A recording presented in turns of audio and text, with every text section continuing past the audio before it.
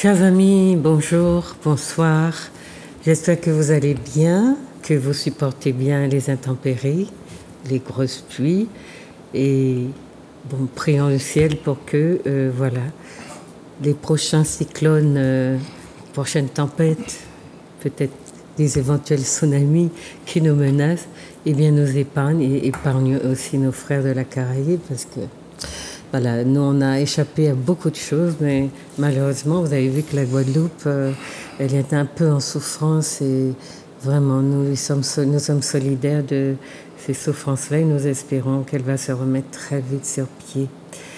Et puis j'espère que vous avez passé une bonne rentrée, que les choses se mettent en marche, en bon ordre de marche, que les souffrances qui nous attendent, vous savez, les guerres qu'on nous prépare, les vraies mauvaises guerres, et puis le coup de la vie, le coup de ceci, le coup de cela, qui fait que il est quand même difficile de dire qu'on a envie de vivre sa petite vie tranquillement.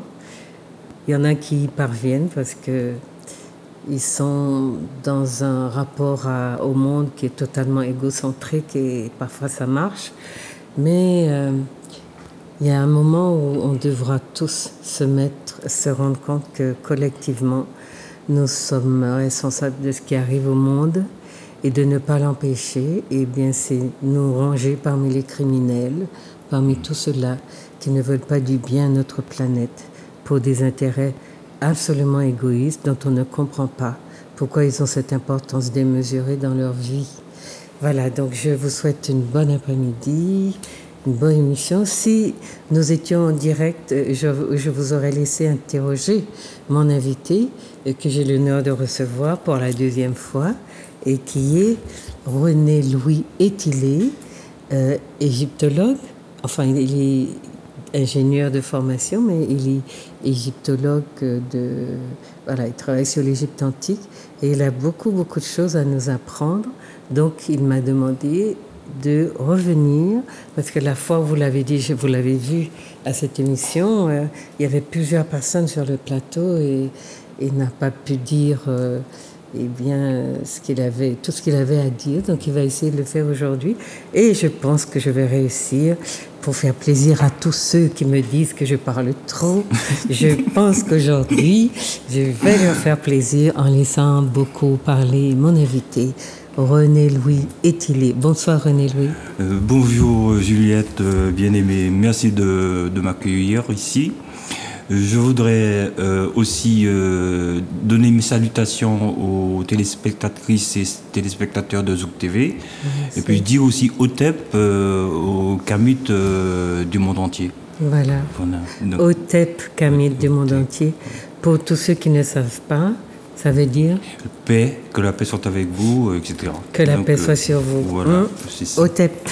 Voilà, c'est ce que se disent les Kamites. Voilà. Et les Kamites, c'est ceux qui refusent de s'appeler noirs parce que, objectivement, ils ne se sont pas désignés par une couleur. Si vous avez vu les dégâts que fait le colorisme parmi nous, et se dire noir, souvent ça facilite les choses parce que moi-même j'utilise le terme, les Africains, les Noirs du monde préfèrent se désigner par le terme Kamite. Et il se salue par le terme Otep. Voilà. Alors, Otep. Oui, Otep. Alors, voilà. Je vais justement profiter de cette nouvelle invitation pour dire des choses complémentaires à mon sujet. D'accord. Alors, j'ai créé jadis l'Institut Africamat avec Omotunde Kalala. Donc, nous avons un institut à Paris d'égyptologie, donc dans Paris 10e. Dans le 10e, qui s'appelle donc Africamat. Qui s'appelle l'Institut Africamat. Voilà. C'est l'Institut Africamat.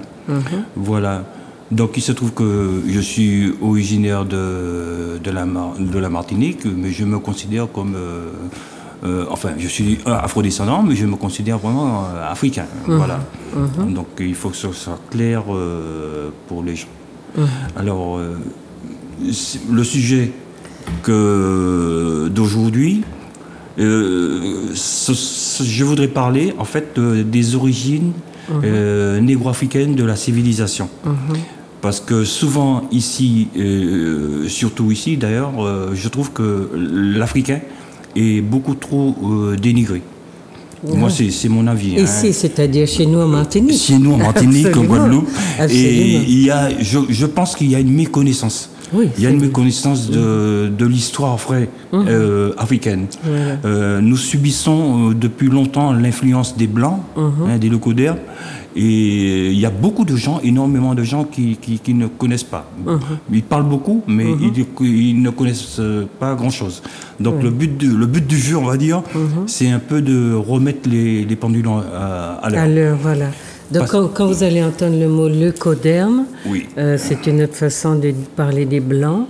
Et mélanoderme désigne les Noirs, enfin les personnes à peau foncée.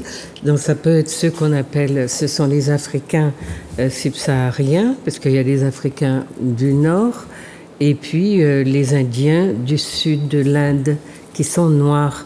Donc tout ce qui est, ou les aborigènes d'Australie, tout ce qui est noir de peau, qui a de la mélanine, qui est apparente, c'est mélanoderme. Donc les Africains subsahariens et les Noirs qu'on retrouve dans toute la Caraïbe, etc., sont aussi considérés comme des mélanodermes, afrodescendants, etc. Voilà. Donc, en fait, il se trouve que, comme disait Cheikh Anta, que l'Afrique passe pour un continent fruste qui n'a jamais rien apporté à la civilisation. Alors, on pourrait me dire, bon, ça fait longtemps que Cheikh Anta a dit ça, mais je constate que plus de 50 ans après Nation Nègre et Culture, eh bien, on a toujours à peu près les mêmes réflexes, les mêmes comportements des gens. Je vais citer quelques exemples. Par exemple, Sarkozy, l'un des pirates en chef de l'Afrique, disait le drame de l'Afrique, c'est que l'homme africain n'est pas assez entré dans l'histoire. Donc il y a le petit Nicolas qui disait ça. Je me souviens aussi qu'il y a un béquet de la Martinique qui disait le béquet, c'est ce qu'il y a de mieux. C'est ce qu'il y a de mieux. Bon, on sait que c'est vrai, effectivement, que derrière tout menteur, il y a toujours un voleur. Bon, on peut citer aussi le cinéaste Ousmane Sembène, un grand cinéaste qui disait les Blancs nous prennent pour des insectes. On pourrait citer Mohamed Ali qui disait écoutez, même Tarzan dans la jungle africaine, il est blanc. Donc on voit que... Et il gagne contre tout le monde. Il gagne, c'est le plus fort, c'est... Voilà. Il y avait Roch le Blake, il y avait tous ces gens-là. Non, les Blancs ont construit le monde à leur mesure, c'est sûr. Voilà. Alors, je voulais, voilà, tu as cité Nation Nègre et Culture de Cheikh Anta Diop. Oui. Qui est paru, je crois, en 1954. Tout à fait. C'est pour dire à nos amis, donc, parce que tu as dit 60 ou 50 ans après Nation Nègre et Culture, plus de 50 ans, on a l'impression que les mentalités n'ont pas évolué. Donc, pour ceux qui n'ont pas encore lu cet ouvrage extraordinaire, eh bien, prenez le temps de le faire, il ne coûte pas cher, et puis, sortir de l'ignorance, c'est commencer par se procurer les bons ouvrages et faire les bonnes lectures. Nation Nègre et Culture de Cheikh Anta Diop, grand savant sénégalais, africain, panafricain, et extraordinaire à lire. Oui, parce que même la map monde, parce qu'ils ont été très loin les Blancs, les locodeurs, même la map monde est falsifiée. Elle est à l'envers, oui. Elle est non seulement à l'envers, mais en plus, elle est falsifiée de façon à ce que l'Afrique soit beaucoup plus petite. Qu'elle paraisse beaucoup plus petite et l'Europe beaucoup plus grande. C'est pour dire qu'il y a vraiment un conditionnement mental. Ah oui. Il y a une volonté de détruire, de lobotomiser les cerveaux nègres. Et ce que je raconte, c'est pas un mythe, c'est parce que les Martiniquais devraient songer de temps en temps que, par exemple, je regarde les directions. Toutes les directions à la Martinique sont chapeautées par des Blancs. Donc il y a une réalité, il y a un racisme, parce que pour moi, c'est un racisme. Mais moi, je dis simplement, pour introduire le sujet, où étaient les Blancs lorsque les Kamites, les Noirs, bâtissaient les pyramides? Est-ce qu'on peut les localiser géographiquement? Mais c'est ça le problème. Parce que moi est-ce qu'ils étaient vraiment, comme on le pense, dans les ténèbres de la préhistoire? Puisqu'on ne peut pas aller le localiser. Les Égyptiens anciens les appelaient les Nemiusha, les coureurs de sable. C'était des coureurs de sable. Les Égyptiens anciens, les Kamites, les appelaient les lépreux, les pestiférés. Bon, ceux qui marchent à quatre pattes comme les animaux.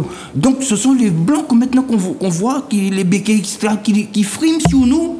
Voilà mais je crois que c'est un esprit de revanche qui les anime. Alors, oui. Tu as dit où étaient les Blancs quand les Africains construisaient les pyramides? Oui, on se pose la question. Mais comme tu as dit que notre peuple martiniquais a un rapport à l'Afrique qui est très négatif, rappelez-vous, donc les bâtisseurs des pyramides, il y a un livre, c'est un Blanc qui l'a écrit, je l'ai corrigé, mais il va vous expliquer justement que contre le discours des Blancs, eh bien, ce sont les Noirs, bien avant tout le monde, qui ont apporté la civilisation.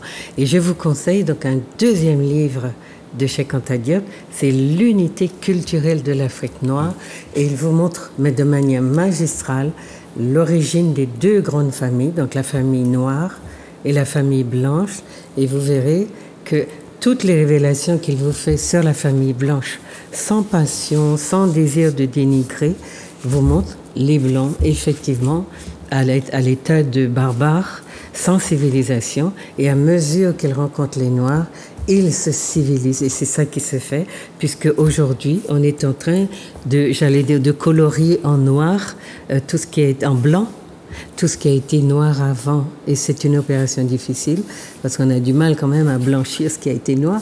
Pourtant, ils y arrivent. Voilà.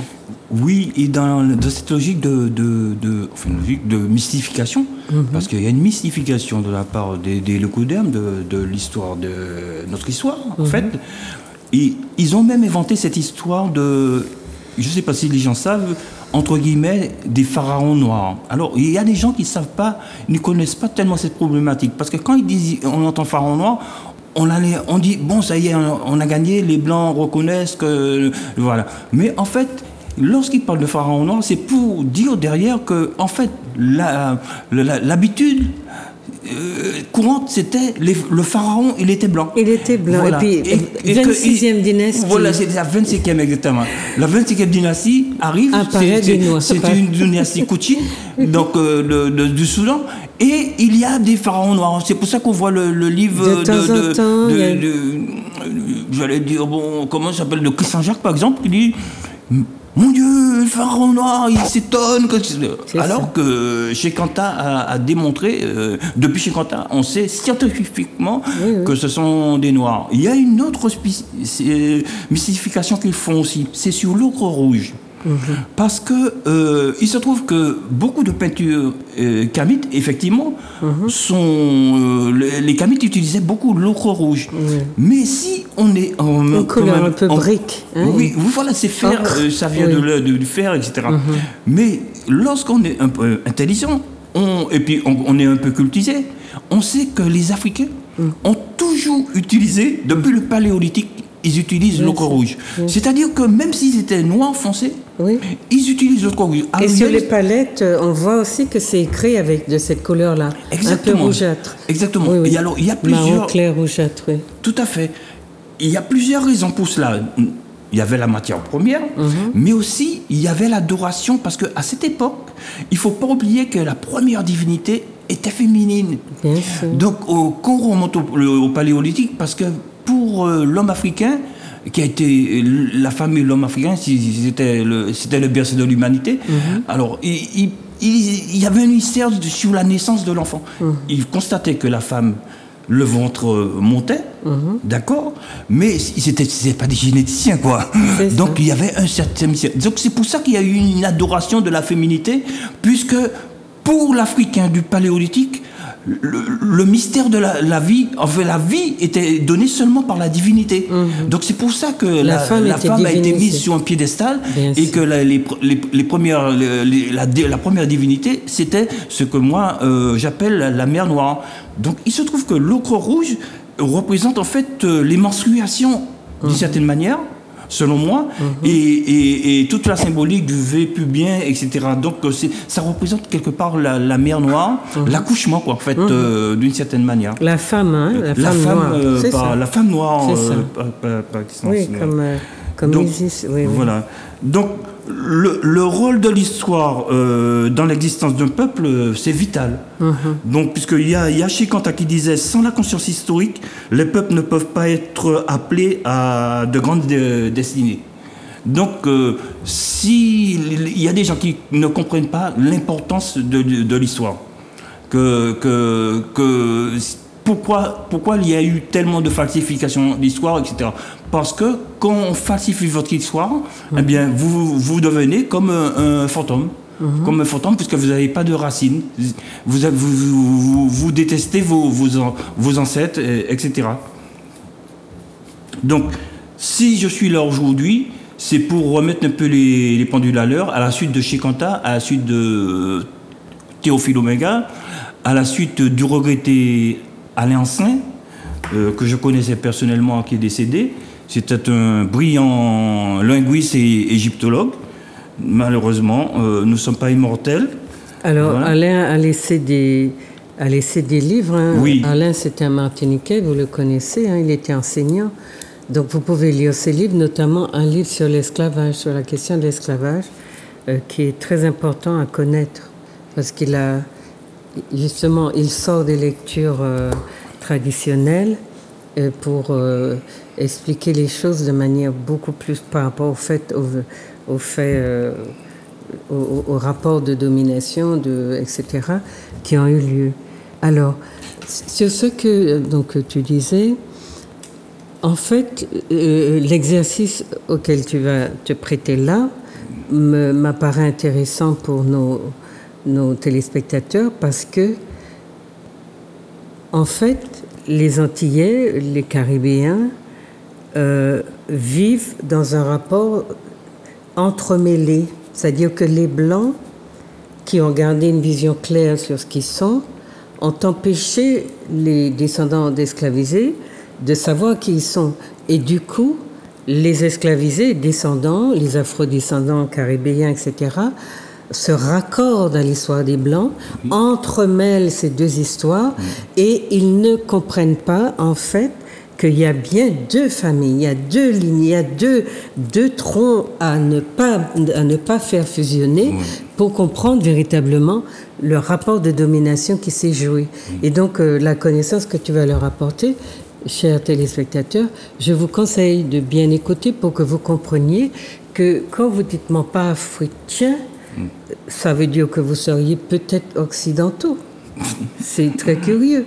Mais même s'il y a eu des sangs qui se sont entremêlés, qui sont d'ailleurs des stratégies politiques, parce que le métissage est voulu par les Blancs et il a une fonction, vous savez bien, de casser les résistances et d'empêcher les dominés de se revendiquer une personnalité propre. Donc faites bien attention idéologiquement aux manipulations que vous avez subies et qui vous font dire que vous n'êtes pas africain. En fait, vous descendez bien d'un tronc particulier. Il y a peut-être eu des petites branches qui se sont entremêlées, mais vous êtes d'un tronc.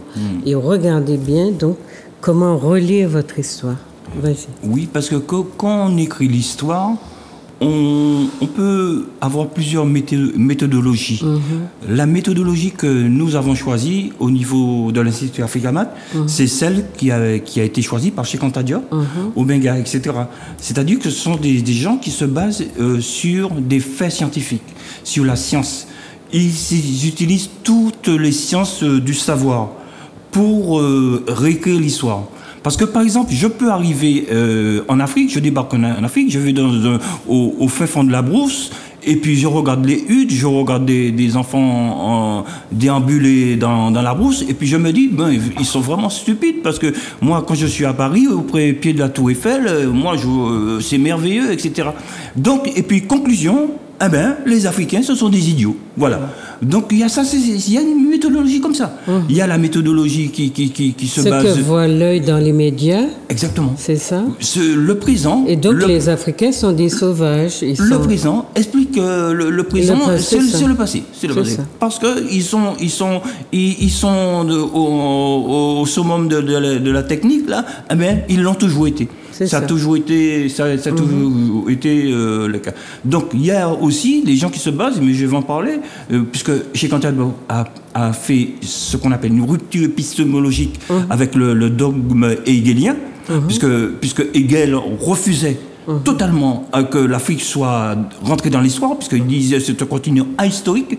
Donc, Cheikh Anta est venu et il a brisé ça.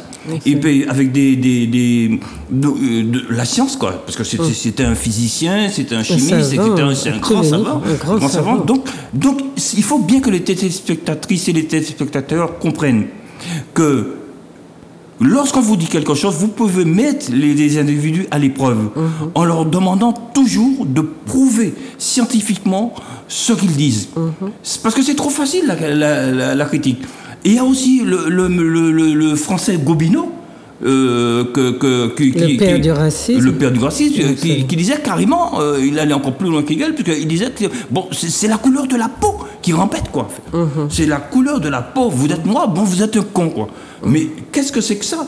Donc nous sommes à l'opposé de ça, à la suite du grand Cheikh Anta, à la suite de celui que j'ai entrepris à apprendre au départ les hiéroglyphes avec lui, c'est Monsieur Théophile Obenga, puisque je suis un élève du professeur Théophile Obenga à l'origine. Donc, rupture épistémologique hegelienne avec Hegel, et puis vraiment une critique en rejet de Gobineau. Théophile Obenga, il est linguiste. Alors, il était linguiste, historien, égyptologue, il a travaillé avec docteur Slett. Il a travaillé avec Cheikh Anta Diop. Alors, Théophile Obenga a participé, je vais en parler, au colloque du Caire qui s'est déroulé en 1974. Bon, parce que au colloque du Caire, il y avait 20 égyptologues. Il y avait 5 observateurs et il me semble qu'il y avait deux gens qui représentaient l'UNESCO, parce que le colloque du Caire en 1974, eh bien, c'était pour savoir si les Égyptiens anciens étaient des Noirs, quelle culture ils avaient, etc. Et il se trouvait que parmi ces 20 égyptologues, il n'y avait que 2 égyptologues noirs. Noirs, absolument. Donc, 2 égyptologues, donc Cheikh Anta Diop et Théophile Obenga. Voilà. Donc, figurez-vous, 20 égyptologues, donc 18 contre vous et 2 avec vous. Plus les 5 observateurs, on peut dire, qui n'étaient pas africains. Et les 2 représentants de l'UNESCO qui n'étaient pas africains. Et si c'est l'ONU actuellement, il n'y avait aucune chance pour l'Afrique de se sortir. Et pourtant, les débats ont donné raison à Cheikh Anta Diop et à Théophile Obenga. En fait, il leur demandait un petit morceau de peau de pharaon pour leur prouver que la peau des pharaons contenait de la mélanine et que c'était bien des noirs. Mais Cheikh Anta, il a... Mais ils ont refusé de lui donner. Non, mais il a obtenu d'une autre façon. Je vais en parler. Oui. Il a pu le faire sans... Il n'a pas pu le faire comme il le souhaitait, mais il a pu le faire d'une autre façon. Je vais en parler justement concernant la pigmentation. Parce que, en rentrant dans le vif du sujet, je vais dire franchement, il y a une règle. La règle, quand on parle de l'ADN, eh bien, c'est la preuve suprême, parce que vous pouvez envoyer aux États-Unis à la chaise électrique avec une preuve ADN. On a trouvé votre ADN, vous êtes condamné, vous allez à la chaise électrique. Donc c'est la preuve suprême. Or, il se trouve que, parlons bien, qu'il y a eu des tests ADN de pharaons, de reines et de rois de Kemet. Donc on va retourner sur le mot Kemet après. Si vous voulez, pour l'instant, on va dire l'Égypte, mais c'est pas du tout ça, parce que le mot Égypte n'existait pas encore. Donc je vais retourner là-dessus. Donc il se trouve que nous avons exactement, parce qu'il faut que je dise les choses clairement, des pharaons et de la famille royale qui ont été testés. Donc ils ont testé les indices, un indice d'ICG, les indices de compatibilité génétique. Donc, et il se trouve que des pharaons et des reines, des rois et des reines importants comme Amenhotep, Toutankhamon, Akhenaton, Tiye, etc. Donc cette étude a été faite en 2012. Donc alors c'est pas par des noirs, il me semble. Donc puisque c'est un laboratoire américain qui s'appelle DNA Tribe, et ils ont constaté, enfin les résultats sont sans appel. Sans appel, les rois et les reines de Kemet sont les nègres. Bien sûr. Donc, parce que nous savons, quand on fait le rapprochement, par exemple, l'ICG 326 avec les nègres de l'Afrique australe, 323 avec les nègres des grands lacs africains, 83 avec les nègres de l'Afrique de l'Ouest tropicale, 14 avec les nègres de la côte de l'Afrique, et puis on va chercher le Méditerranéen qui est à 5. Donc vous passez de 326 à 5. Donc on voit la conclusion est claire et nette. Le gène, en fait, ce sont des gènes noirs. Oui, les gènes sont noirs. C'est ça. Donc il y a eu une autre. Alors ils étaient tellement peut-être surpris. Ils ont refait une autre étude en 2013, suite à 2012. Ça a été les mêmes résultats. Ils ont utilisé notamment le pharaon Ramsès III pour faire ça, et son fils et sa famille. Mais ils viennent de le montrer plutôt blanc, hein. Ils viennent de faire une sorte de prototype. Oui, mais il faut pas confondre une équipe de blancs qui décide de faire une reconstitution faciale. C'est ça. Parce que moi, je peux avoir 2 ou 3... Supposons que je sois un leucodème, je suis vraiment raciste, je suis Ku Klux Klan, etc. Et puis, mais je suis savant, hein, je suis soi-disant savant, égyptologue, ça. Et puis, je réunis 2 ou 3 potes, je prends un chimiste, et puis on va bien les avoir, ceux-là. Et puis, ils sortent... C'est pas interdit de faire ça. Ouais, mais là c'est pas interdit. Dernièrement, c'est publié partout. Hein, par exemple, je peux ici aller n'importe où en Martinique avec un informaticien qui sait faire une machin. Je fais une reconstitution comme ça, machin, et puis je publie. Hein. Si j'ai les moyens de publier, si j'ai les moyens de faire la reconstitution, qu'est-ce qui m'en... Non, mais c'est pour nos téléspectateurs. Vous allez voir que Ramsès II, celui qu'on vient de vous présenter dernièrement sur vos médias, les réseaux, il est plutôt blanc, mais Ramsès II n'a jamais été blanc. Il faut que vous le sachiez. C'est juste pour vous dire qu'il y a une tentative par les Blancs de continuer à blanchir l'histoire, parce que, vu la position qu'ils se sont octroyés de race supérieure, ils ont beaucoup de mal à avaler qu'avant eux. Eh bien, il y a eu un peuple puissant qui n'ont eu cesse de détruire d'ailleurs, et qui continuent à détruire, et qui était un peuple de nègres, de noirs, si vous voulez, de Kamites, qui venaient de Kemet. Oui, parce que la mystification peut aller très loin pour eux. Mais, par exemple, lorsqu'ils ont vu que, plus on fouille en Égypte, ce sont des Noirs qu'on trouve. Hein. Eh bien, ce qu'ils ont fait, parce qu'on sait très bien qu'à la basse époque, bien sûr, lorsque les Kamites ont perdu leur suprématie, bien, on sait très bien qu'à une époque, Alexandre dit le Grand est arrivé. Il y a eu l'époque grecque, il y a eu une époque romaine, etc. Eh bien, il se trouve que quand ils veulent mystifier, ils vont sur des sites, des villes, des Romains et des Grecs qui avaient colonisé ils remontent jusqu'à eux, en fait. Exactement. Mais donc, toute l'histoire où ils n'étaient pas présents... Ils fouillent les villes où se trouvaient les Ptolémées, par exemple. Et puis ils disent, nous avons gagné, regardez. Ils sont pas très foncés de peau, machin, tout ça. Mais après, quand on regarde, je dis, mais pourquoi vous n'avez pas fouillé à Thèbes? Pourquoi vous n'avez pas fouillé à Abou Simbel? Pourquoi vous fouillez là le nord de la Méditerranée? Où sont venus les Grecs? Où sont venus les Romains? Donc, c'est comme si moi, je veux donner la population de la France, le reflet de la France. Et puis, pour ceux qui connaissent le 95, la Seine-Saint-Denis, je vais fouiller mais vous allez trouver dans les cimetières des Noirs, des Arabes, ça. Et puis après, ils vont dire, eh bien, la majorité de la population, ou la moyenne de la population, c'était à 40% de Noirs, 20% d'Arabes. Oui, c'est facile de faire ça. Ou bien on vient fouiller dans le cimetière de Fort-de-France, les Trabeaux, ou bien Bordeaux, puisque c'est la France, hein. On nous dit c'est la France ici. Donc pourquoi ne pas fouiller ici, hein, et puis pour dire, voici la représentation ethnique des Français. C'est ça qui est exactement qu'il faut en Égypte. Oui, bien sûr. Donc, c'est la mystification. Bon, donc, mais quand ce sont des travaux sérieux, comme celui de Luca Cavalli-Sforza, par exemple, qui a montré ce que il a travaillé dans la dérive génétique, ben, en fait, il a montré que, par exemple, tous les habitants de l'Ouest, les Africains de l'Ouest, viennent du Haut-Nil. Mais ça s'est démontré génétiquement. Génétiquement. Donc, que ce soit les Ibo, les Yoruba, les Akans, les Mandés, etc., les Mossi, ils ont du sang kamite de la vallée du Nil. Ils viennent du Haut-Nil. Donc, on voit bien. Bon. Mais chez les Grecs, encore aujourd'hui, très récemment, une étude a montré qu'ils ont des gènes africains. Mais oui. Puisque même les Grecs anciens.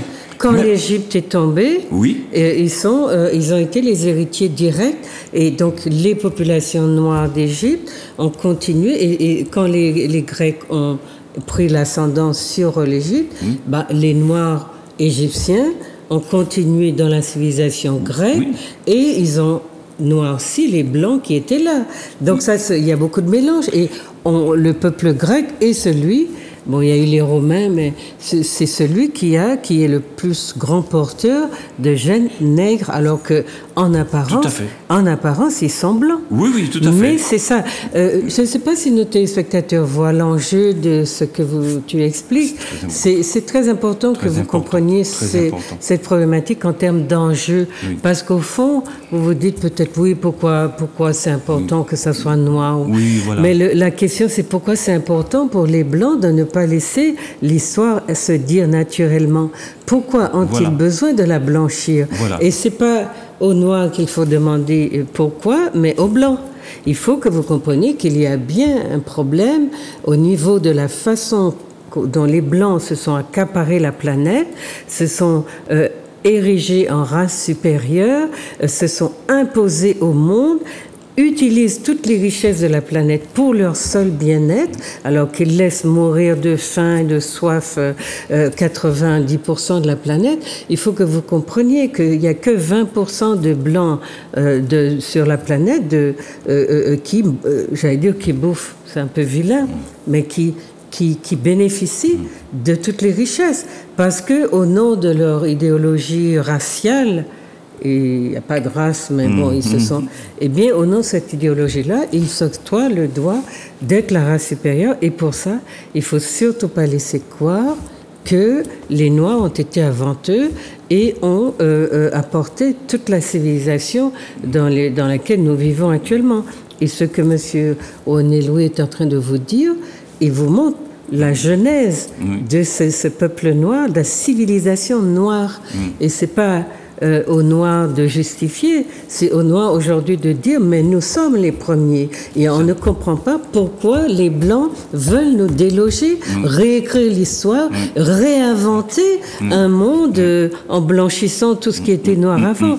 C'est ça l'enjeu. Il faut que vous compreniez que là on n'est pas en train simplement de parler d'histoire de peau, de couleur, hein.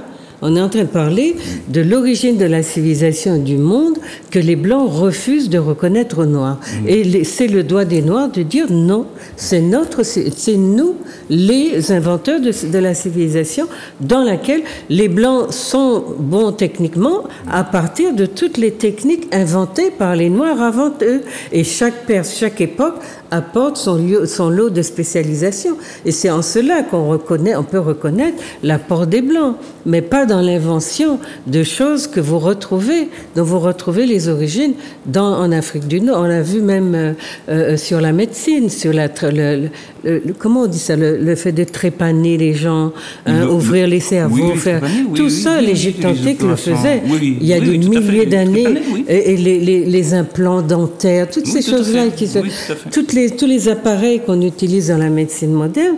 Regardez dans l'attirail de l'Égypte noire, enfin qui était Tamari à l'époque, vous allez retrouver ça. Ce sont les inventeurs. Il y a un des nôtres qui s'appelle, qui est le docteur Dobacholo, qui a écrit un livre sur l'apport des Noirs de l'Égypte antique dans la médecine moderne. Oui, tout à fait. Parce que si les leucodermes, ils savent que si c'est reconnu cette histoire, c'en est fini de la suprématie blanche. Absolument. C'en est fini parce qu'il se trouve que dans la vallée du Nil, c'est là le berceau de la civilisation. Quand je dis civilisation, il faut bien comprendre, c'est dans tous les domaines du savoir, hein, que ce soit dans les mathématiques, que ce soit dans la chimie, que ce soit dans l'astronomie, etc. Tout, c'est pas un mythe. Hein. Les Noirs ont apporté, ont tout donné. Au départ, c'était eux. Donc, tu as parlé de la pigmentation pour Cheikh Anta Diop. Effectivement, il avait demandé des momies du Caire. Ça avait lui été refusé. Par contre, il a pu avoir des momies du musée de l'homme de Paris. Donc il a appliqué sa méthode. Et d'ailleurs, avec ces résultats, il était parti au colloque du Caire. Donc, eh bien, toutes les momies qu'il a eues du musée de l'homme à Paris, eh bien, confirme un excès de mélanine dans la peau. Qui est la preuve que les pharaons étaient noirs. Bien sûr. Donc ça a été publié ça par l'IFAN. L'IFAN a publié ça, c'est-à-dire l'Institut fondamental d'Afrique noire. Ils ont fait les publications. Donc s'il y a des téléspectatrices et téléspectateurs qui sont intéressés, ils peuvent contrôler, vérifier ce que nous avons, parce que nous sommes là pour... Ah oui, j'en ai amené une tarte, j'en ai amené pas mal de preuves aujourd'hui. Donc, je vais... Alors, si tu n'as pas voilà.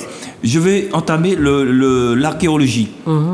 Donc, du point de vue archéologie, il faut savoir il faut que les téléspectateurs et téléspectatrices savent que l'Afrique a une archéologie, c'est-à-dire la vallée du Nil, Kémet, Kouch, tout ça. Quand je dis Kouch, je parle du Soudan. Quand je dis Kémet, je parle, pour ceux qui ne savent pas, de l'Égypte, d'accord ? Eh bien, il se trouve que toute cette vallée, ce ne sont pas des sauvages.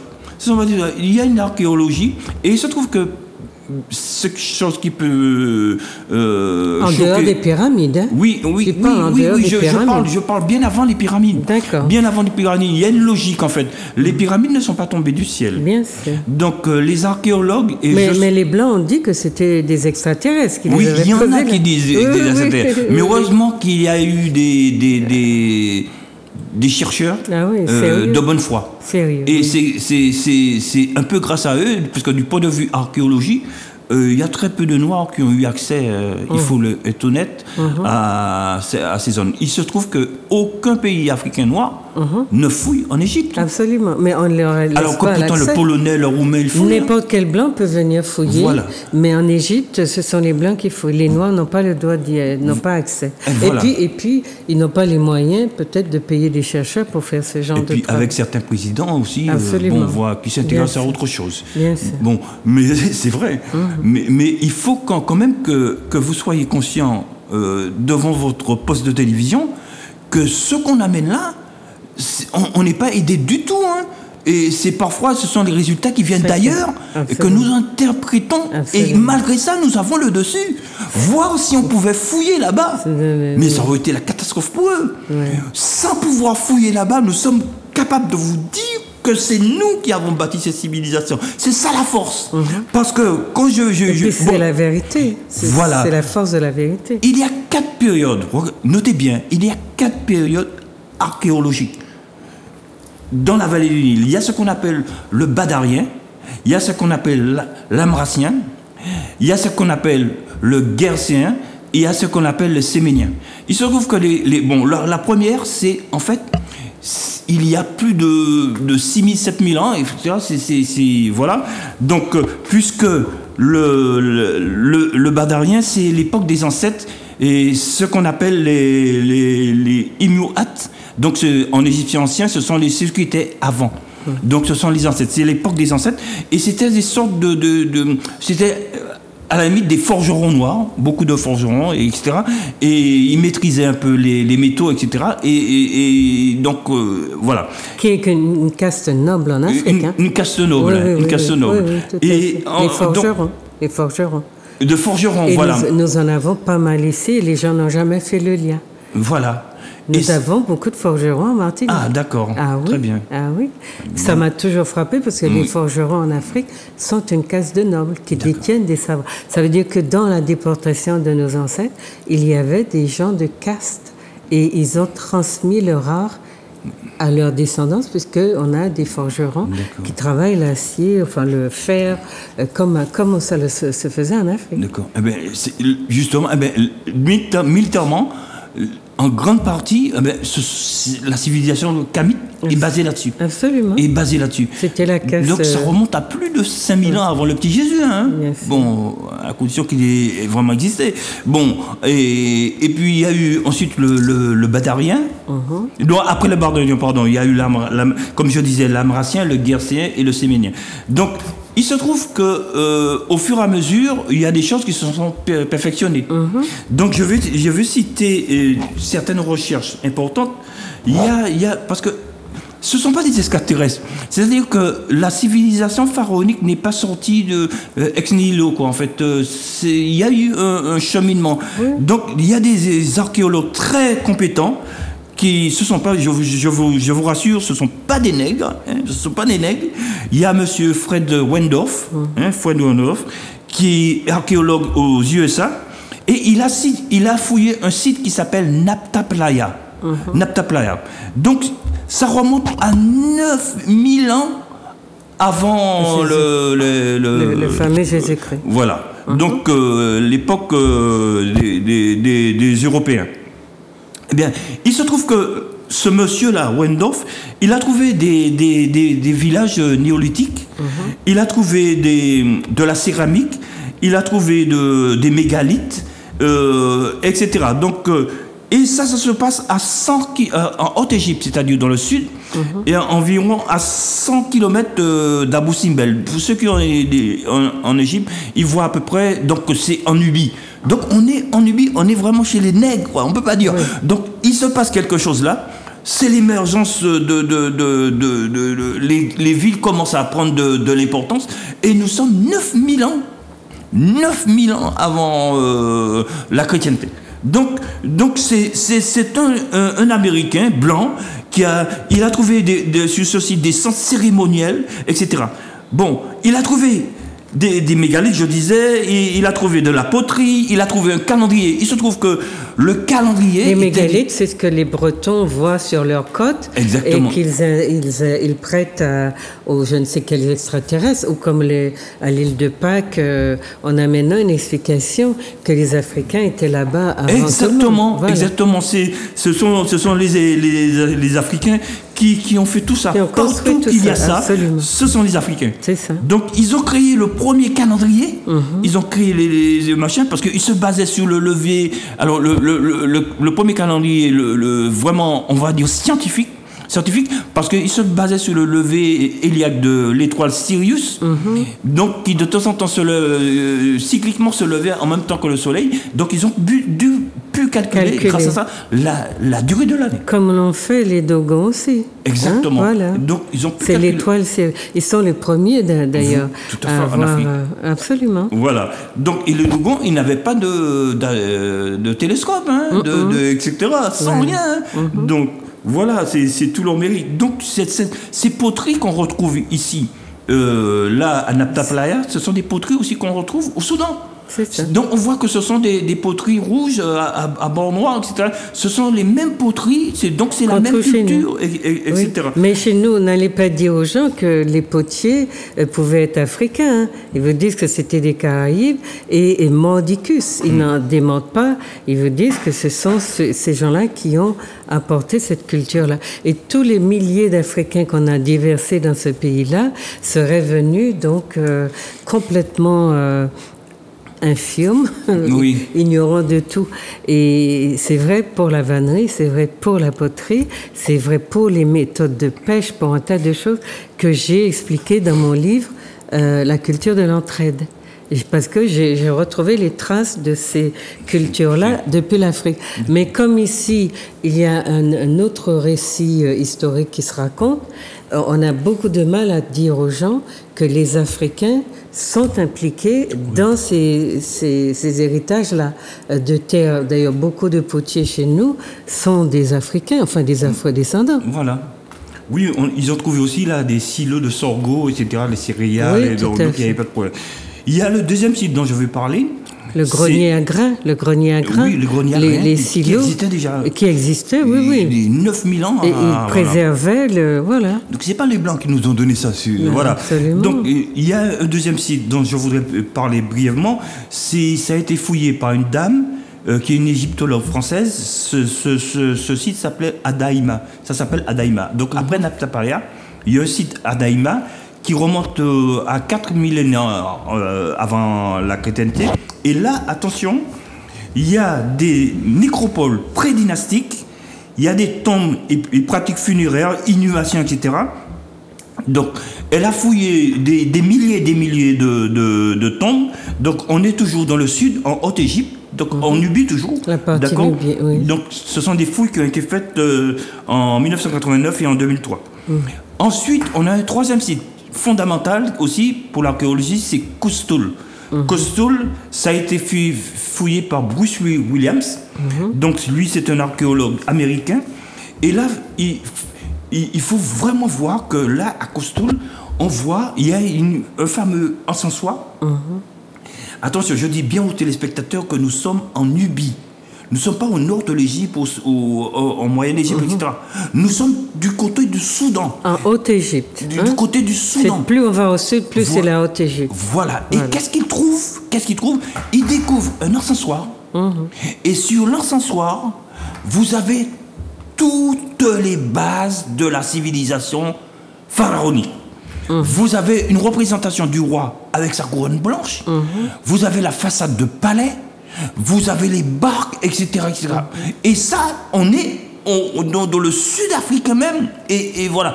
Quand ils ont découvert ça, peut-être qu'il y a des gens qui ont dû dire bon, écoutez, vous étouffez l'affaire parce que ça, c'est violent. C'est pour eux, c'est une violence. Mais le monsieur Bruce Williams, il a eu l'honnêteté de publier ça. Il y en a eu quelques-uns. Et oui, il y en a quelques-uns qui sortent du lot. Donc, il y a les cimetières, et on voit émerger, en fait, la modernité dans l'inhumation. On voit émerger les grandes nécropoles. Les grandes nécropoles, et on voit aussi la royauté, l'évolution de... Ce que sont les pyramides. Ce sont de grandes nécropoles, oui, les pyramides. Tout à fait. Une pyramide, il ne faut pas oublier, c'est une nécropole. Un tombeau, d'abord, un tombeau de pharaon. C'est un tombeau. De pharaon, bien sûr. Tout à fait. Donc les barques royales, etc. Donc c'est important puisque ici, à Coustul, on voit l'émergence de la monarchie. Alors on parle de la reine Elisabeth, mais je suis désolé, je me demande où étaient les Blancs à cette époque. Qu'est-ce qu'ils faisaient ? Mais tous les insignes qu'on la voit porter sont africains. Sur sa couronne, il y a tous il a été volé. Non, mais le sceptre, le bâton, voilà tous ces symboles. Le fauteuil. Comme pour les papes, tous les symboles son aigle. Mais comme je l'avais dit la dernière fois. Oui, dire ça à nos gens, c'est pour eux voler le prestige. Mais si vous connaissez l'Égypte antique, faites des comparaisons. D'ailleurs, je crois que M. Omotunde l'a fait. Il a montré dans un... Je ne sais pas si c'est dans un ouvrage, mais en tout cas, il y avait un diaporama où il vous montrait ce qui était de l'Égypte antique et ce que tous les Européens ont copié, que ce soit du Vatican, que ce soit dans les églises, que ce soit dans les habits royaux, dans les coiffes royales, etc. Et on a vu, moi-même, dans Cheveux d'appoint, j'ai montré que tout ce que les rois de France, les rois et reines de France avaient copié des pharaons, c'était ces grosses coiffures qui ressemblaient à de grosses perruques, des parures très imposantes, parce que ce sont les pharaons qui portent ça. Et quand les Blancs sont venus habiter aussi ce genre de fonction, eh bien, ils ont adopté ces insignes de royauté qu'ils ont vus chez les pharaons noirs. Et les reines, bien sûr, pharaon et pharaon noir. Oui, et donc il y a ensuite le site d'Abydos. Alors c'est dans ce site d'Abydos qu'a été découvert la plus ancienne écriture de l'histoire de l'humanité, bien sûr, qui est africaine. Donc ça, il faut le savoir. Donc c'est là qu'ils ont découvert un monsieur, c'est pas un nègre, c'est Gunther Dreyer, son nom. Donc c'est un savant allemand, aujourd'hui malheureusement décédé, eh bien, qui a découvert ça. Et lorsqu'il a découvert cela, il a tout de suite fait des publications et puis il a dit, écoutez, arrêtez de faire vos comédies, façon de parler, il faut reconnaître que c'est l'Afrique qui est le berceau de l'écriture, c'est pas le Sumer, c'est pas ailleurs, c'est pas tout se passe ici. Et il a eu, cet Allemand a eu quand même l'honnêteté, c'est un Allemand.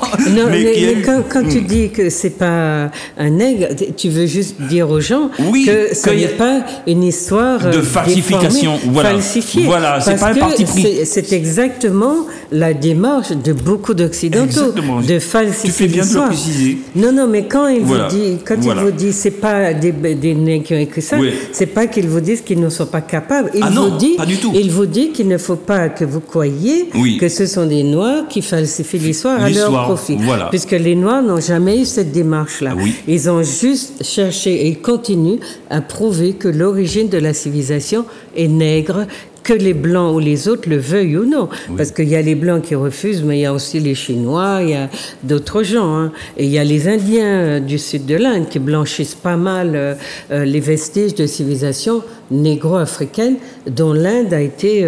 qui sont la base de la civilisation indienne. Pour y être allé, je peux vous le dire, on blanchit comme on le fait chez les Blancs. On blanchit les icônes noires en Inde.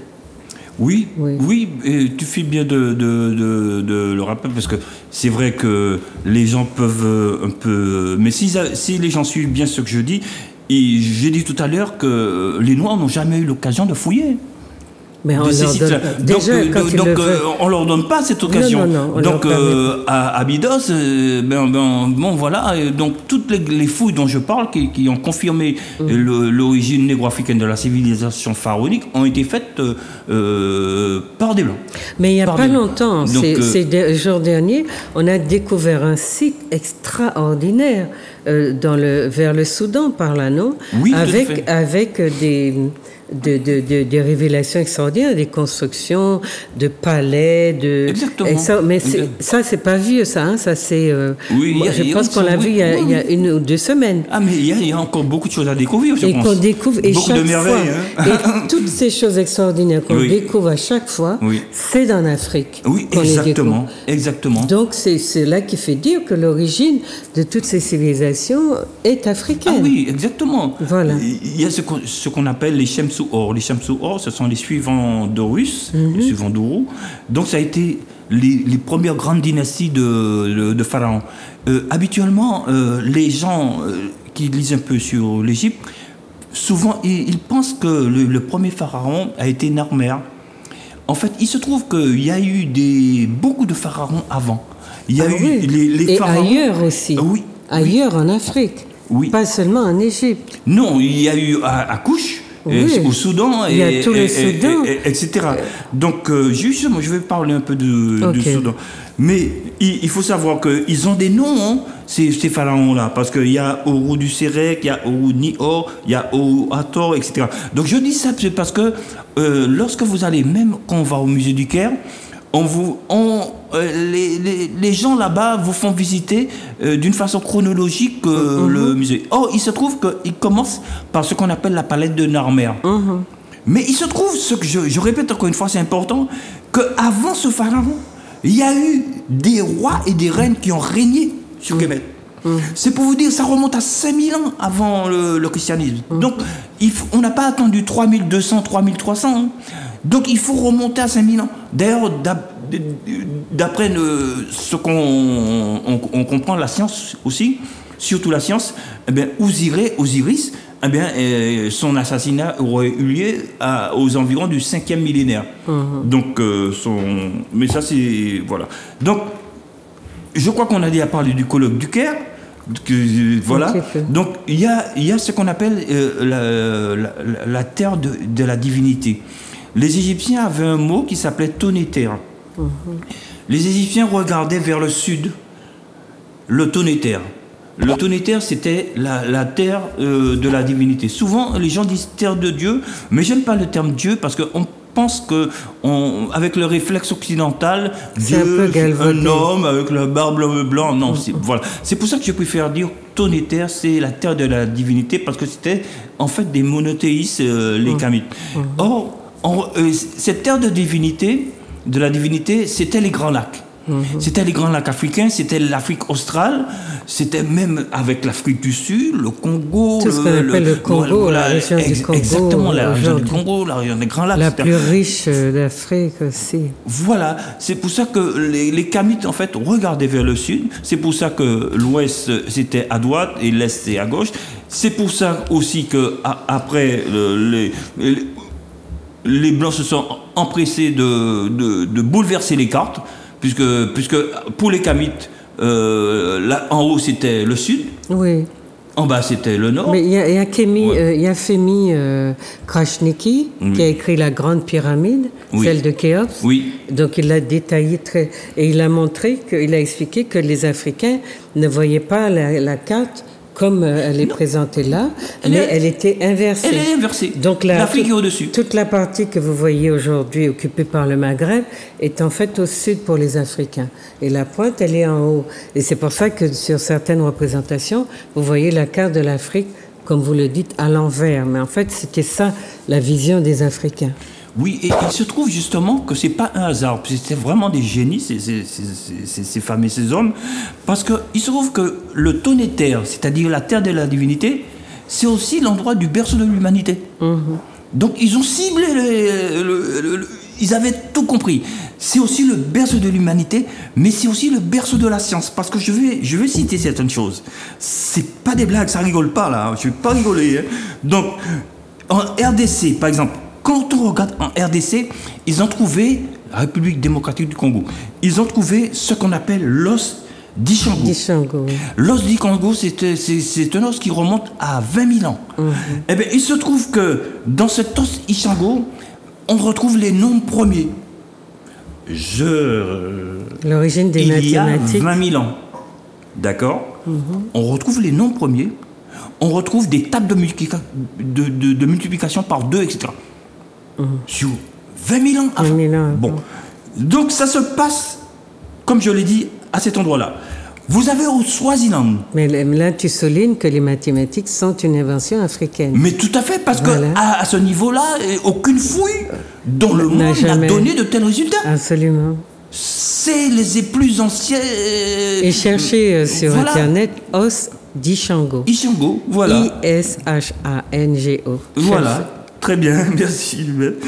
Au Swaziland, il y a l'os de Lemombo, cette fois-ci. Donc ça remonte à 43 000 ans. Et vous avez le premier calendrier lunaire. Il y a 43 000 ans. Bon, c'est pas en Europe, c'est pas en Asie. Bon, vous avez en Afrique du Sud... Alors, vous avez en Afrique du Sud la pierre de Blombos. Alors là, attention. La pierre de Blombos, c'est l'arrivée de la pensée symbolique. C'est-à-dire qu'on a la certitude même, en fait, que vous êtes un humain, vous êtes plus macaque, vous êtes plus... Voilà. Vous avez la pensée symbolique. Le sens, vous donnez du sens aux choses. Voilà. Donc, je vais profiter pour faire une petite parenthèse, parce que pour vous montrer l'importance de cette pensée symbolique. Lorsque les Noirs ont gagné la bataille du berceau de l'humanité, donc au départ les Blancs voulaient situer le berceau du côté, un berceau biblique. Hein. Lorsque les Noirs ont gagné ce berceau grâce aux généticiens, aux archéologues, etc., les Blancs ont dit, et c'est pas une histoire, je vous le dis, hein, je le dis à la télé. Les Blancs ont dit, d'accord, vous êtes le berceau de l'humanité, mais par contre, lorsque les gens sont devenus intelligents, ça s'est passé en Europe. Parce que nous, en Europe, nous avons certaines grottes où nous montrons, où on voit l'homme intelligent, etc., etc.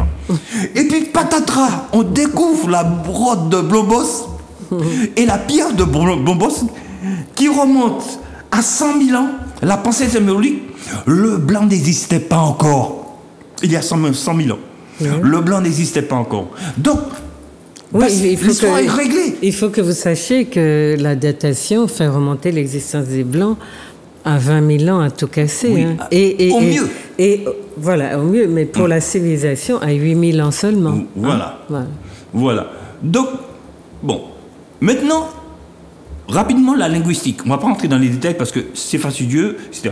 Mais grâce à des gens comme, notamment, Alain Ancelin, de la Martinique, mais aussi, depuis Cheikh Anta Diop, Théophile Boga, Aboubakri Moussalam, Bilolo, et puis il y en a un dernier qui rentre là, qui s'est fait connaître là, que j'aime beaucoup, et c'est un frère, et Mboli. Mboli, il a sorti un livre. Mais les linguistes, lui. Oui, les linguistes. Donc, écoutez, il y a une parenté génétique, comme disait Cheikh Anta Diop, entre le parler africain d'aujourd'hui et les médonnétaires, c'est-à-dire la parole divine, c'est-à-dire les hiéroglyphes, pour ceux qui ne comprennent pas. Donc, par exemple, Cheikh Anta, par exemple, je me souviens, il avait pris le verbe kef, qui veut dire saisir violemment. Eh bien, il se trouve que ce verbe kef existe en Wolof, etc. Donc, c'est pour vous montrer un peu ce qui est en train de se faire. Lien, enfin, il y a une continuité. Voilà, il y a une continuité linguistique. Il y a une continuité linguistique. Pas seulement la symbolique, la spiritualité. Non, pas seulement. Pas seulement. Oui, c'est ça, il y a beaucoup de...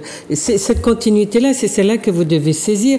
Et ça n'est pas parce qu'on vous a déporté que vous êtes devenu quelque chose d'autre. Cette continuité, elle est aussi en vous. Le problème, c'est que vous vous êtes mis à vous juger d'après les gouttes de sang blanc qu'il y a dans vos veines. Mais le sang n'a jamais donné de culture à qui que ce soit. C'est ça qu'on essaye de vous expliquer. Par contre, vos ancêtres qui ont inventé la civilisation, ils ont vraiment déposé en vous et bien des savoirs, des savoir-faire, des savoir-être. Et la symbolique, qu'est-ce qu'on ne sait? Aujourd'hui, malheureusement, on en perd beaucoup, mais c'est extraordinaire. Tout à fait. La question symbolique. D'ailleurs, c'est ce que les Blancs ont pris des Noirs, mais comme ils n'avaient pas accès à la symbolique chez les Noirs, ils ont vu de loin, ils ont copié et ils ont interprété. Et si vous voyez bien le sens qu'ils donnent à la symbolique de ce qu'ils font, c'est toujours dans le sens de justifier d'une supériorité sur l'autre. Alors que chez l'Africain, la symbolique n'avait pas cette signification-là. C'est-à-dire de prendre, de prédater et de faire en sorte que tout soit interprété dans le sens de vos intérêts. Ça n'était pas chez l'Africain. D'ailleurs, les hiéroglyphes sont en partie symboliques. Hein. Ah oui. Donc il y a une partie. Ce sont des signes. Ce sont des signes, mais il y a des signes qui représentent un son, d'accord. Il y a d'autres signes, il y a des phonogrammes, il y a des idéogrammes, et il y a un côté symbolique. Hein. Donc par exemple, je prends un exemple. Si vous prenez un canard. Vous dessinez, le scribe de l'époque dessine un canard. Le canard, en fait, c'est d'abord un canard qui peut aller à la poêle. Sur la poêle, on peut manger le canard. Donc, on peut dessiner un canard pour dire canard. Mais aussi, on peut dessiner un canard pour dire fils ou fille. Alors, vous allez me dire, pourquoi les Égyptiens anciens... Là, nous sommes dans le domaine du symbolisme. Attention. Pourquoi les Égyptiens ont pris le canard pour dessiner le fils? Je ne sais pas si vous avez déjà vu une famille de canards. Les petits canetons qui suivent avec rigueur la mère, voilà. Oui. Donc, quand les Kamites ont regardé ça, ils ont dit, mais ça, c'est la famille, ça. Ça, c'est la famille. Parce qu'il y avait les tout petits qui suivaient le papa et la maman, entre guillemets, comme ça. Et ils ont dit, ça, on dessine le canard pour dire, ça, c'est fille, ça, c'est fils. Voilà. Mais il faut être... Une observation de la nature. Exactement. Et puis un contact proche. Multimillénaire. Un contact très proche avec la nature. Multimillénaire. Bon, sinon, j'en viens maintenant au mot Kemet. J'attire votre attention sur quelque chose. Le mot Égypte n'existait pas à l'époque des pharaons. Ça peut choquer les gens qui ne pratiquent pas l'égyptologie, mais ça n'existait pas.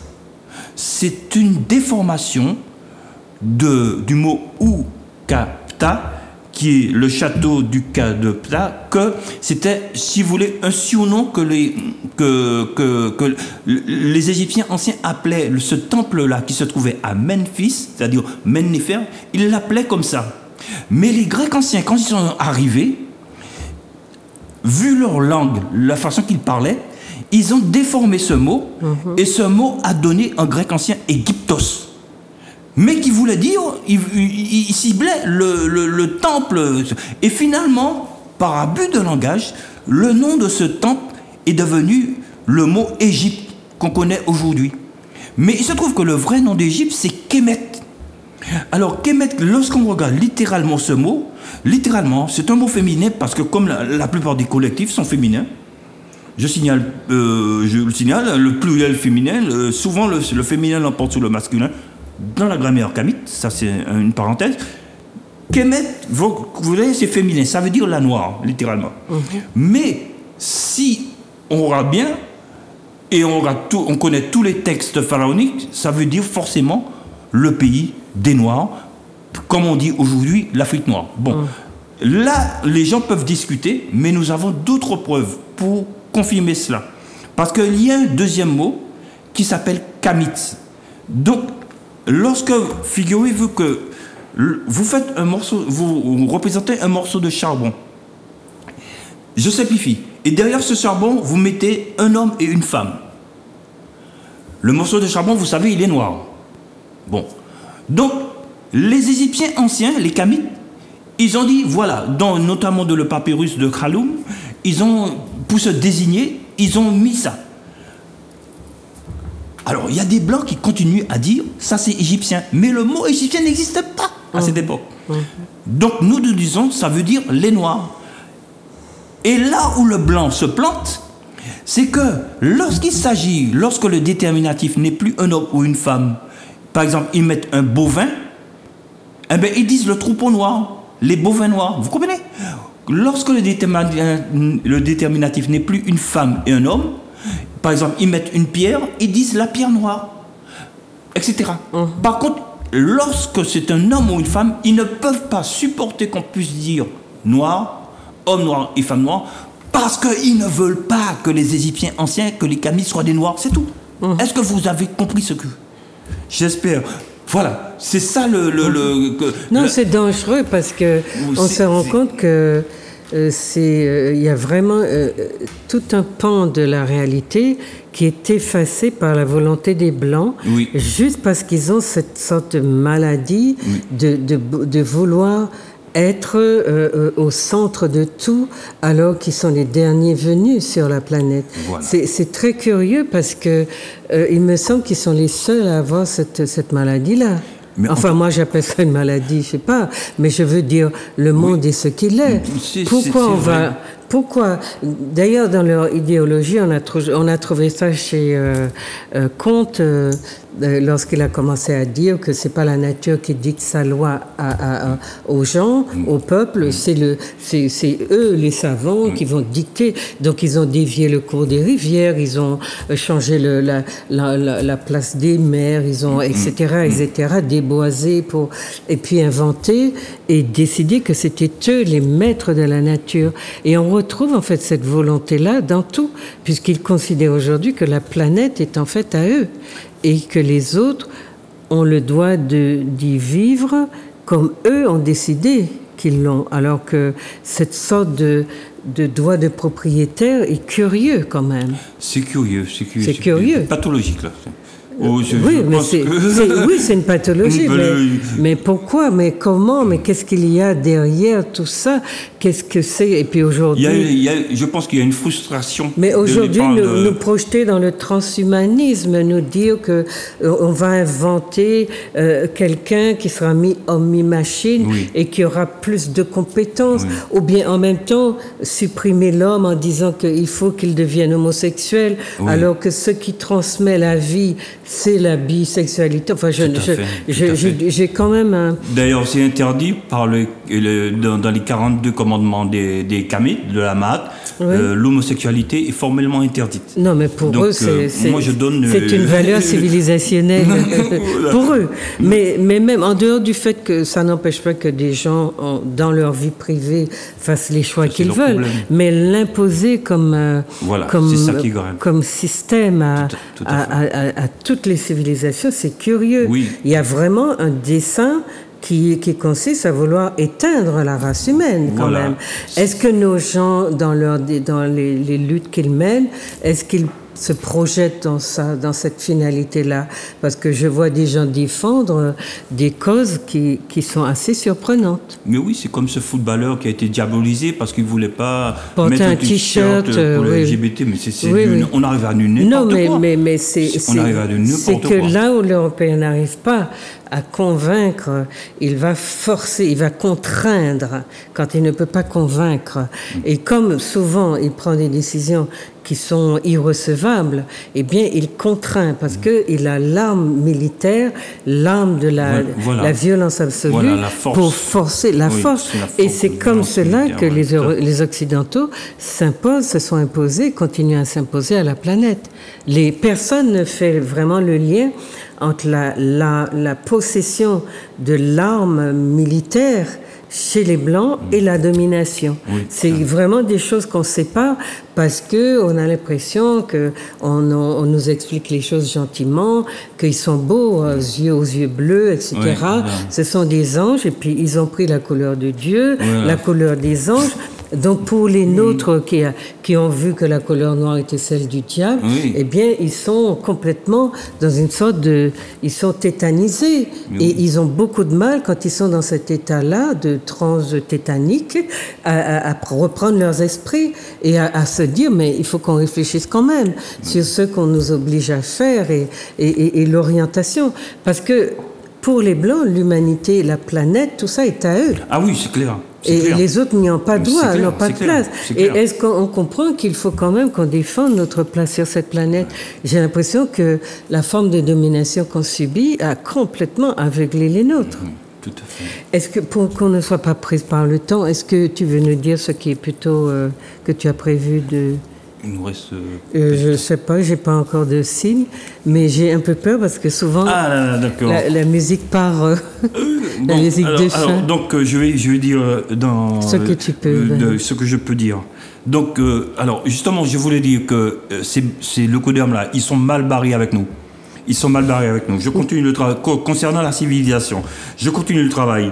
Donc, il faut savoir que la Nubie qui se trouve le cœur de l'Afrique, le cœur de l'Afrique, une partie du Soudan, le sud de Kémet, eh bien, les Égyptiens anciens appelaient ça Takemt. Et or, lorsqu'on traduit ce terme, ça veut dire terre du commencement. Ça veut dire le berceau. Ça veut dire l'endroit où nous sommes partis. Vous voyez, c'est-à-dire, donc, lorsque vous connaissez les Médounétaires, c'est-à-dire la parole divine, qu'ils ont appelé les hiéroglyphes, on ne peut pas vous tromper. Vous comprenez? Parce que le nom même de la Nubie, je vais vous donner la référence. La référence, vous trouvez ça sur le dictionnaire Budge, d'accord? Le Takem. Donc, terre du commencement, terre auparavant, le berceau. Bon. Maintenant, il y a ce qu'on appelle le livre des portes.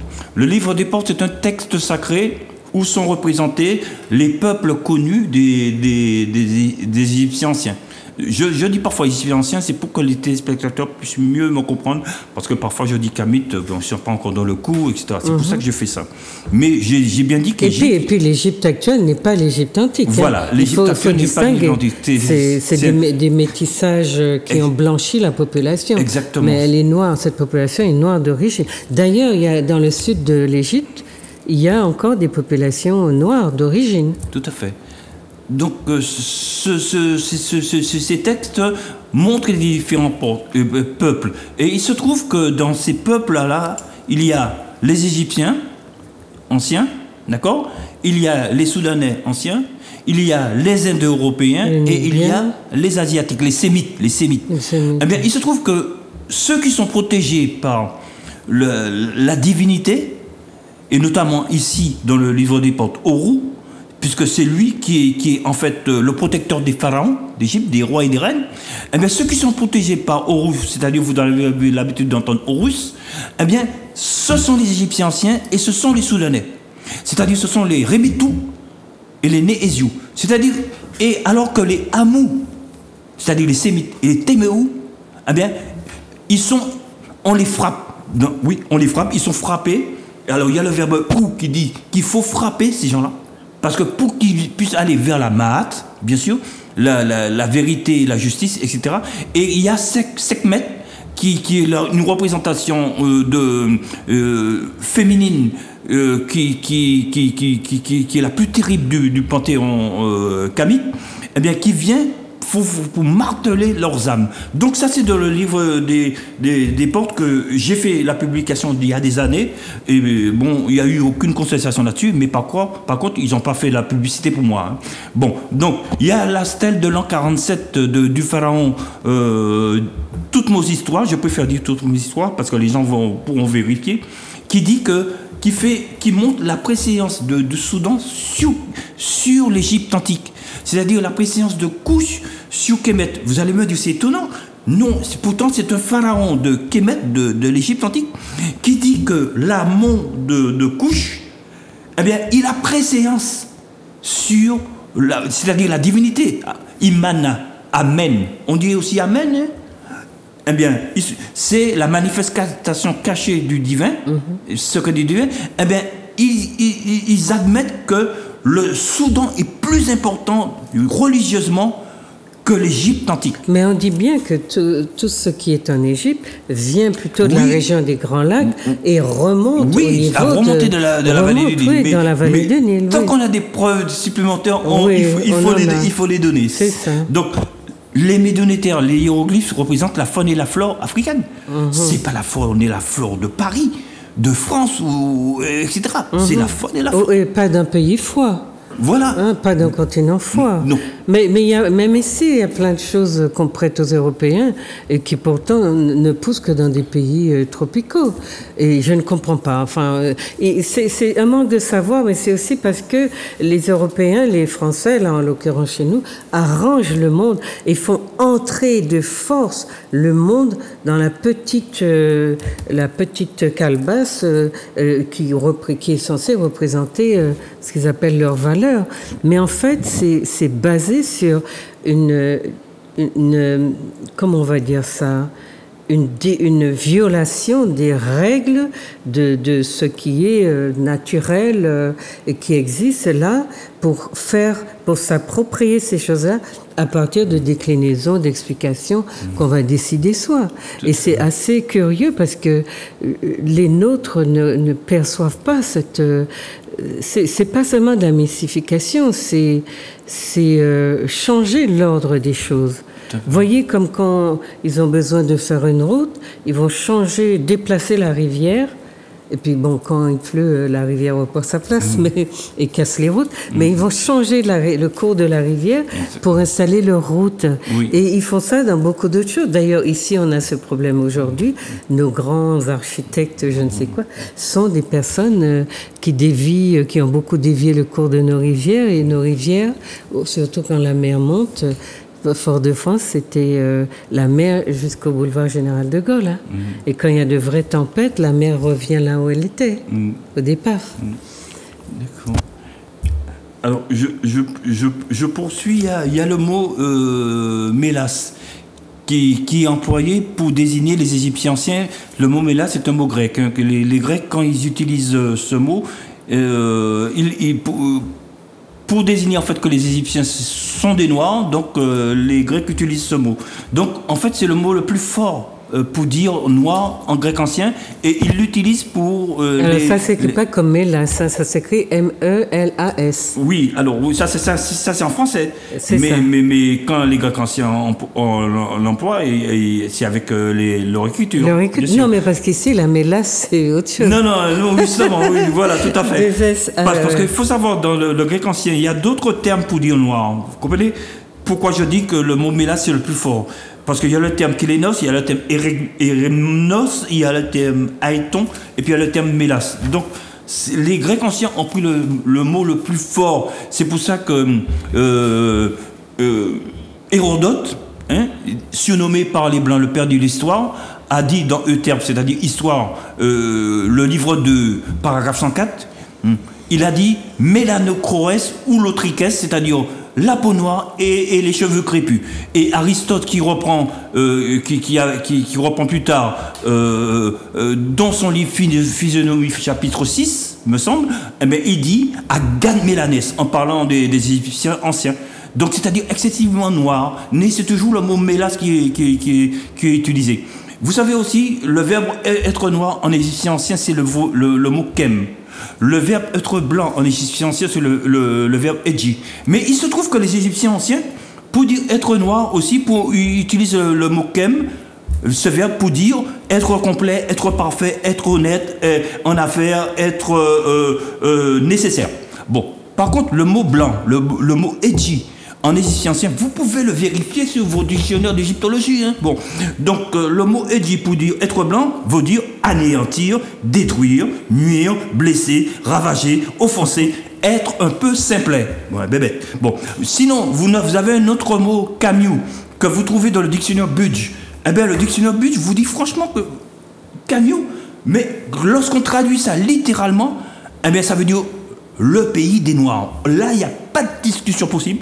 Parce que le verbe cam, c'est comme le verbe kem, c'est être noir. On dit c'est came to you, non? Oui, il y a aussi le came to you, mais là, les gens peuvent discuter, puisqu'ils peuvent dire ceux qui viennent d'Égypte. Tandis que le mot came you, ça veut dire systématiquement les Noirs. D'accord? Dans les textes de pyramide, nous avons une confirmation où je peux citer le paragraphe, mais les gens peuvent voir que Osiré et Horus sont appelés le Grand Noir. Bon, je rajoute tous les témoignages oculaires parce que Hérodote et Aristote, ils ont vu les Égyptiens anciens, tout comme moi je vois Juliette en face de moi. Donc ce sont des témoins oculaires. Il suffit, plus tard par exemple, les Égyptiens appelaient leur pays la Noire parce qu'ils étaient la plupart du temps noirs. Et je vous signale pourquoi il dit la plupart du temps, parce que Plutarque en fait a vécu au 1er siècle. C'est-à-dire qu'il y avait déjà eu les Grecs, etc., les Romains. Donc il y avait déjà eu un début de métissage. Malgré ça, Plutarque dit, que c'est la grande majorité de Noirs. Oui, c'était dominant. Les Noirs restaient dominants. C'est bien après que le métissage a envahi l'Égypte. Voilà. Et nous avons... les premiers Grecs, les premiers Romains sont des Noirs très largement. Parce que tout ce territoire-là, la Grèce, la Crète... Et puis ils ont hérité directement de la culture. Oui. Avant qu'ils soient chassés, les Noirs sont c'est écrit dans les livres d'histoire, chers amis. Il faut aller chercher aux bonnes sources. On n'est pas en train de vous raconter des histoires. Il y a le Marcus Manilius qui dit la même chose. Bon. Donc, il faut quand même je parle de l'importance de la femme. Donc, oui, parce que la lumière verte. Donc je veux dire quelques mots sur. Il faut savoir que la femme a eu une grande importance dans cette grande civilisation, c'est-à-dire la mère de toutes les civilisations. Parce que quand je vous dis origine négro-africaine de la civilisation pharaonique, c'est comme si je disais origine négro-africaine de la civilisation. Ben oui. D'accord. Donc les Kamites ont presque créé une civilisation de la femme. Donc, d'abord Maat, c'est une femme qui représente la vérité, la justice, l'équilibre cosmique, etc. Tout ce que le respect de la vie, l'ordre cosmique, la confiance, l'ordre cosmique, la transcendance, l'équilibre, l'harmonie de l'univers, la solidarité, etc. Bon, il se trouve que ce symbole, cette femme qui a les ailes bien déployées, et puis le symbole de la plume sur la tête, c'est elle qui est aussi présente lorsque la pesée de l'âme. La pesée de l'âme, c'est-à-dire en réalité c'est la pesée du cœur-conscience. Sur l'un des plateaux de la balance, il y a le cœur du défunt, et de l'autre côté, le deuxième plateau, vous avez la plume. Et il faut qu'il y ait équilibre. Il ne faut surtout pas que le cœur soit plus lourd que la plume mate, sinon vous allez subir la seconde mort. Donc il se trouve que Maat aussi, c'est la première représentation d'un ange. Il se trouve que tous les pharaons, tous rois et reines, c'était le rituel le plus important. Dans Kemet, le rituel le plus important, il fallait que le pharaon ou le roi et la reine présentent la Maat plusieurs fois par jour, présentent la Maat. Donc, on présente, en fait, attention, c'est une femme. Bon, donc, ensuite, vous avez l'importance de Aceta, c'est-à-dire ce que vous appelez Isis. Isis. Eh bien, il se trouve que Aceta, eh bien, elle est à l'origine des initiations des mystères. C'est Aceta qui a instruit les prêtres de Kemet dans l'hospitalité. C'est elle qui les a instruits, qui les a initiés. C'est une femme qui initie, qui est à l'origine des mystères. Donc c'est encore une femme. Vous voyez, c'est elle aussi qui, on dit, qui est la seule à connaître le médicament de l'immortalité. Et je parle de textes pharaoniques, hein. Je ne suis pas là pour ni contredire, je lis les médiumnités, vous savez, je lis les hiéroglyphes, j'adore ça. Eh bien, ça, vous pouvez, voilà. Donc, René Louis, on va devoir s'arrêter. Oui. Mais sur la femme, la puissance donc, que tu mets là, c'est un peu dommage, mais bon, on refera. Oui, parce qu'il y a des femmes pharaons. Il y a des femmes pharaons. Oui, des reines, des pharaons. Mais ce que je trouvais intéressant dans cet apport-là, c'est la seule civilisation qui a mis la femme à la place à laquelle elle s'est jamais trouvée.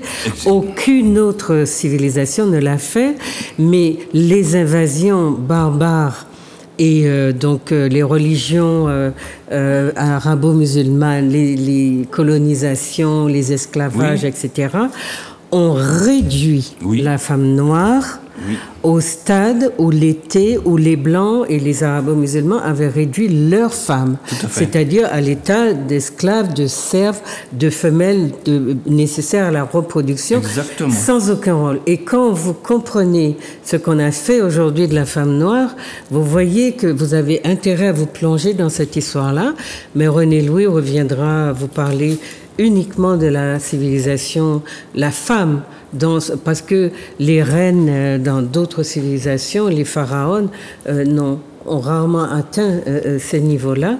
Et lorsque ça a été le cas, eh bien, elles ont été on va dire, des personnes qui ont continué des rites, des choses qu'elles ont vues, qui se sont faites d'abord en Égypte et qui ont inspiré donc en Inde, par exemple, où la civilisation égyptienne s'est réfugiée après ses défaites. Tout le sud de l'Inde est imbibé de culture égypto-négro-africaine. Et puis en Europe, où on a tout copié. Voilà, donc on doit vous laisser, mais je ne sais pas si tu veux dire quelque chose aux téléspectateurs. Alors, il y a encore à dire. Hein, oui, il y a encore à dire sur les femmes pharaons, mais c'est dommage, de Kemet et puis surtout du Soudan. Hein, du Soudan, et les premières reines. Mais ce que je voudrais dire, conclusion, c'est que parce qu'il y a le petit côté positif et puis en même temps le côté négatif. Quand on fait des recherches, on regarde un peu ce qui se passe autour de nous. Bon, il y a des choses positives quand même. Par exemple, en décembre 2021, le Metropolitan Museum of Art de New York, vous savez, qui est le plus grand musée d'art et le plus grand musée d'art des États-Unis et l'un des plus grands musées d'art au monde, eh bien, ils ont fait une exposition en 2021, fin 2021, qui disait franchement The African Origin of Civilization, c'est-à-dire les origines africaines de la civilisation. Et ils mettaient côte à côte toutes les cultures africaines, depuis l'époque pharaonique jusqu'à aujourd'hui. Et c'est ce qui est fort, parce que ça s'est jamais passé. Jamais Non, on reconnaît. Voilà. Alors, ce qu'on peut remercier, il y a quand même dans le monde blanc des esprits éclairés qui comprennent que l'histoire, on ne peut pas l'escamoter comme le font des idéologues qui sont aveuglés par le désir de domination, de suprématie et qui font tout pour tronquer l'histoire. Donc, on remercie ceux des Occidentaux qui comprennent que la civilisation civilisation est nègre, les origines. Il y a assez d'ouvrages aujourd'hui. Renseignez-vous. Et puis surtout, n'oubliez pas de l'ouvrage de Cheikh Anta Diop. Il vous dessine bien les souches, les grandes familles qui constituent l'humanité. Et ce que vous devez comprendre, c'est que nous sommes entremêlés aux Blancs par le fait de l'esclavage, mais que nous avons le droit de revendiquer une origine à nous qui est bien distincte. Et le métissage, mélange de sang, n'a jamais été, comment on dit ça, été comment on va dire ça, je sais pas, n'a pas créé de culture particulière, etc. C'est la civilisation qui crée ça. Donc voilà, on souhaite de lire beaucoup. Et puis Africamat, cherchez sur Internet. Je pense qu'il y a des possibilités de suivre des cours par là aussi. Et renseignez-vous, formez-vous. Mais essayez de savoir qui vous êtes, d'où vous venez. Arrêtez de dire que c'est le sang, de gouttes de sang blanc que vous avez qui fait de vous une entité différente. Non, d'ailleurs le blanc ne vous considérera jamais comme un blanc parce que pour lui, il est unique et que c'est une spécificité qui doit lui rester. Maintenant, vous êtes instrumentalisé souvent en tant que métisse. Voilà. Merci beaucoup. Merci Juliette. Merci beaucoup René Louis. Je te remercie. Oui, il reviendra vous parler d'autres choses aussi passionnantes. Mais en tout cas, ça doit vous inciter à aller fouiller. Parce que ce n'est qu'un début. En 1h30, on ne peut pas tout vous dire.